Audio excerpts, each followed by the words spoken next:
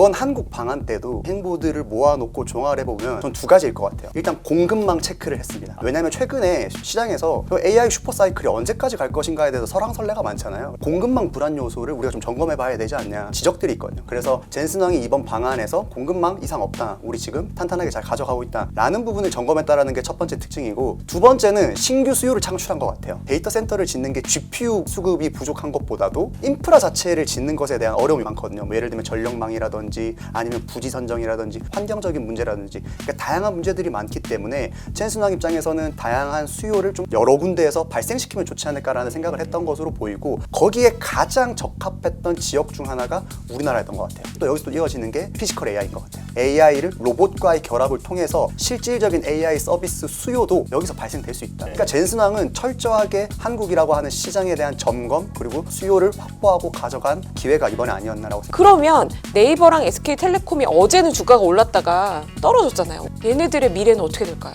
그러니까 결국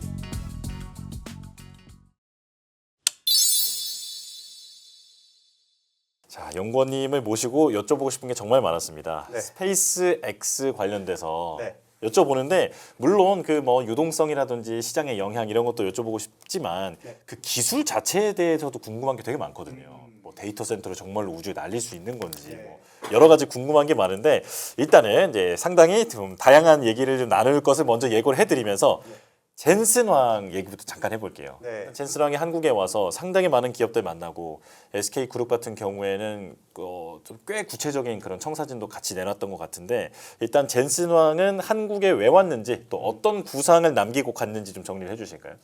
사실 제일 기억에 남는 거는 전 시구가 기억에 남더라고요. 아, 그래요? 왜 베어 쓰냐고요. 다른 기억이 구단도 나는데. 있잖아요. 대어 얘기를.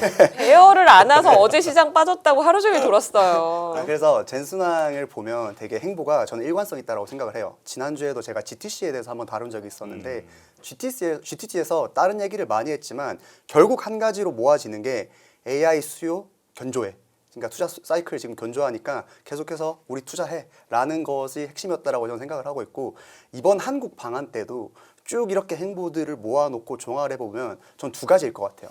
첫 번째, 들어와서 일단 공급망 체크를 했습니다.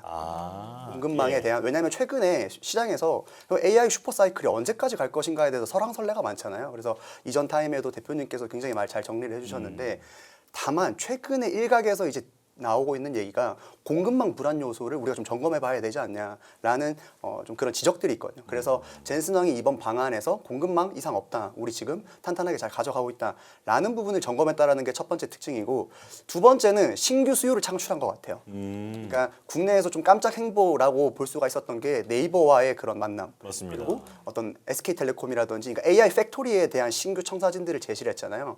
결국에는 우리가 미국을 중심으로 해서 데이터 센터를 확충을 많이 하고 있는 과정에서 사실 데이터 센터를 짓는 게 GPU 이제 수급이 부족한 것보다도 인프라 자체를 짓는 것에 대한 어려움이 많거든요. 뭐 예를 들면 전력망이라든지 아니면 부지 선정이라든지 환경적인 문제라든지, 그러니까 다양한 문제들이 많기 때문에 젠슨 왕 입장에서는 다양한 수요를 좀 여러 군데에서 발생시키면 좋지 않을까라는 생각을 했던 것으로 보이고, 거기에 가장 적합했던 지역 중 하나가 우리나라였던 것 같아요.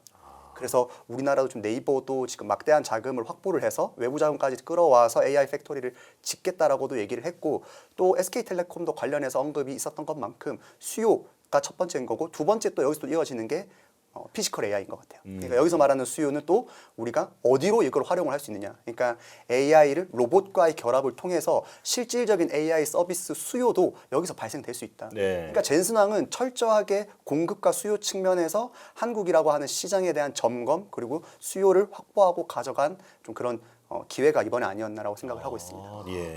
그러면 지금 말씀해 주신 거 요약해 보면, 나한테 필요한 거 공급 잘해줄 수 있어? 요거 점검한 거 하나. 네. 두 번째, 그 GPU 팔러 왔다는 게 사실이네요. 우리한테 GPU 사줘. 사줄 수요처가 네이버랑 SK텔레콤, 너네가 빨리 AI 팩토리 지어.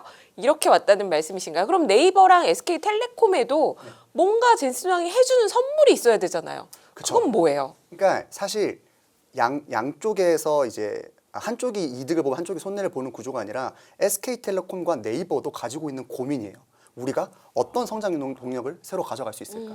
일례로 네이버를 말씀을 드리면 제가 몇 차례 이제 말씀을 드렸던 요소 중 하나인데 네이버와 카카오가 이제 주가가 계속해서 지지부진했었잖아요. 거기에서 오는 가장 큰 문제점은 저는 성장성을 잃어버린 성장주라고 하는 지적이 굉장히 뼈아프거든요. 그러니까 우리가 네이버의 성장성을 어디서 가져갈 것인가에 대한 문제에서 코로나 이후 답을 찾지 못했다고 저는 생각을 하고 있어요. 그래서 몇 년 전에 챗GPT가 나오고 나서 아 여기다라고 하고 들어갔어야 됐는데 사실상 지금 오픈을 해본 결과 우리는 챗GPT나 제미나이나 클로드를 쓰고 있지 네이버나 카카오에 있는 AI 서비스를 활용을 하지 못하고 있거든요. 네. 그러다 보니 네이버와 카카오의 영업이익 실적은 조금씩 우상향하는데 주가는 그렇지 못한 이유도 투자자들이 봤을 때 우리가 너희한테 원하는 건 성장성이야.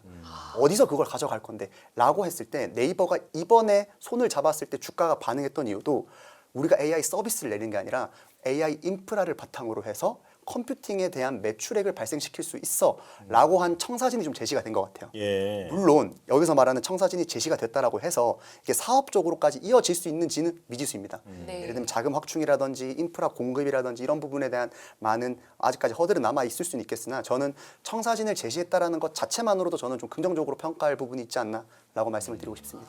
제가 이 질문 왜 드렸냐면은 사실 정희윤 연구원님은 제가 같이 일했던 연구원인데요. 아, 예. 원래 우주 산업 전에 인터넷 산업 애널리스트, 인터넷 그러셨군요. 게임 애널리스트에서 네. 커버리지를 우주까지 확장한 거예요. 그래서 저는 이번에 젠슨왕이 온 거를 정희인 연구원은 또 굉장히 예리한 시각이 있기 네네네. 때문에 어떻게 봤나를 여쭤본 거고 그러면 네이버랑 SK텔레콤이 어제는 주가가 올랐다가 떨어졌잖아요. 네. 오늘. 얘네들의 미래는 어떻게 될까요? 그러니까 결국 그 청사진을 제시한 것까지는 시장에서 오케이를 했는데 시장에서는 불신이 강한 것 같아요. 너희가 AI 팩토리를 지금부터 한다라고 했을 때 얼마만큼 확충할 수 있는 거냐. 물론 구체적으로 네이버 같은 경우에 발표를 하긴 했습니다. 뭐 예를 들면 올해 몇 메가와트, 그다음 몇 메가와트, 그리고 기가와트급까지 발전해 갈 것이다 라고 했는데 아직까지는 미흡한 부분이 전 두 가지가 있다고 생각해요. 구체적으로 그러니까 너희가 이거를 청사진을 제시한 건 알겠는데 어떻게 어디서 무엇을 좀 구체적인 디테일함이 부족하다라는 게 시장에서는 의구심이 하나가 있는 것 같고 두 번째는 어디에 팔 건데 그러니까 너희가 이거를 확충하고 나서 충분히 이거를 수요를 받아줄 만한 서비스 기업이 있는지에 대한 좀 의구심이 퀘스천 마크가 좀 남아 있는 것 같습니다. 물론 그런 부분들이 네이버가 잘 숙제를 해결해냈을 때 특히 저는 그 수요처를 확정을 했을 때의 네이버 주가는 상당히 좀 긍정적으로 반응할 수도 있지 않을까라고 생각을 하고 있습니다.